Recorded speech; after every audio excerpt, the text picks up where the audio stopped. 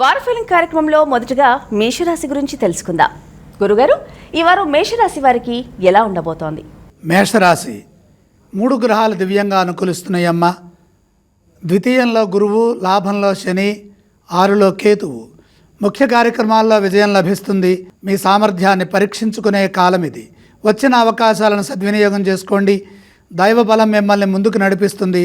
పరిస్థితులను అర్థం చేసుకుంటూ వృత్తి, ఉద్యోగ, వ్యాపారాల్లో నైపుణ్యాన్ని ప్రదర్శించండి. అలాగే ఉద్యోగంలో ఎదుగుదల కోసం మంచి ప్రయత్నాన్ని కొనసాగించండి. మీరు అనుకున్న లక్ష్యాన్ని చేరుకోవడానికి విశేషంగా కృషి చేయండి. గౌరవప్రదమైన ఫలితాలు లభిస్తాయి. నిరంతర సాధనతో శుభాలు జరుగుతాయి. వ్యాపారంలో సవాళ్లను ఎదుర్కొనే పరిస్థితి గోచరిస్తోంది. కానీ మీరు సృజనాత్మక ఆలోచనా శక్తితో పనిచేస్తే అభివృద్ధి లభిస్తుంది. భవిష్యత్ అవసరాలను దృష్టిలో పెట్టుకొని మరింత సౌకర్యవంతంగా ఉండేట్టుగా మీ వ్యాపారం గురించి మరింత వ్యూహాత్మకంగా ఆలోచించండి.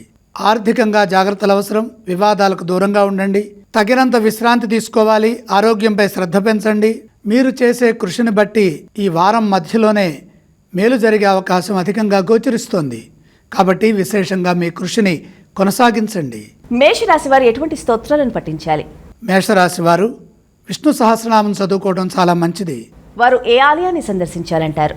అష్టమంలో బుధ సంచారం కొనసాగుతోంది కాబట్టి శ్రీమన్నారాయణ మూర్తిని దర్శించండి. వారు ఎటువంటి దానాలు చేస్తే బాగుంటుంది గురుగారు?